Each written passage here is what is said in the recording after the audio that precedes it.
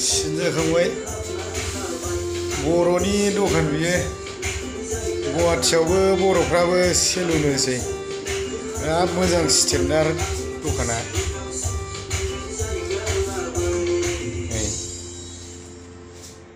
बिराद मोजां साजायदों बर' गथ' मंगलदैनि बिराद मोजां सिनो बिदिनो मावनानै जानांगौ बर'फ्रा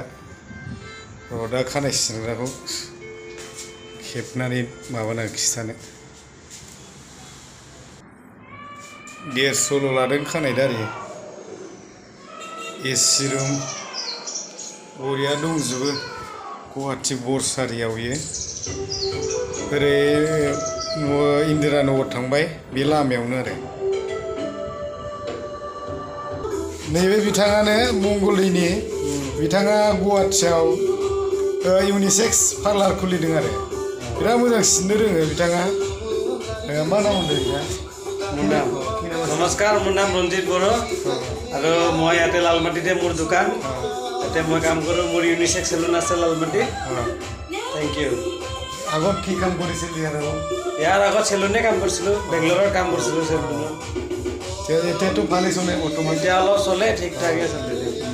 थेंक इउ रायजोफोर नै बिथाङा गुवाहाटियाव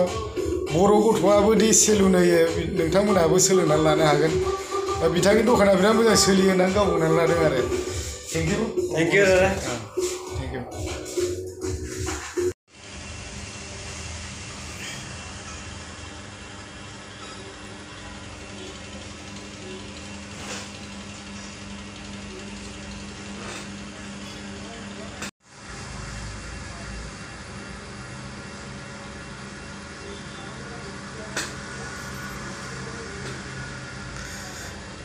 खानाय सिनजेनला खानाय गोलाव जाथारबाय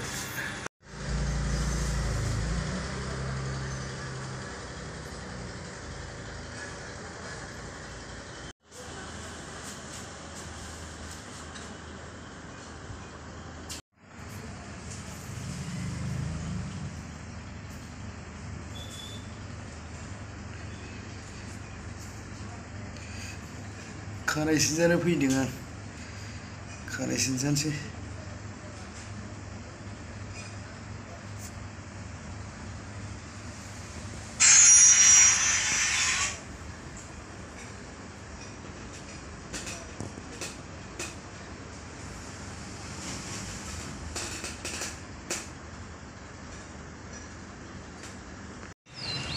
खानाय सिनजानानै फैखांबाय आं दा रुमाव थांसै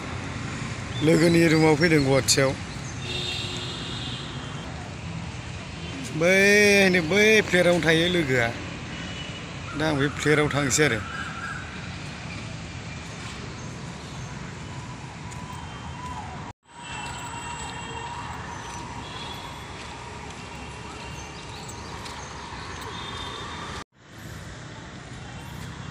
नैबेनो लोगोनि फ्लेटआ हाबहैनोसै आङो लिबाबो मोनसेल' बिजिसो नै मानसि फैगासिनो थाबायलांसै आं सिरिजों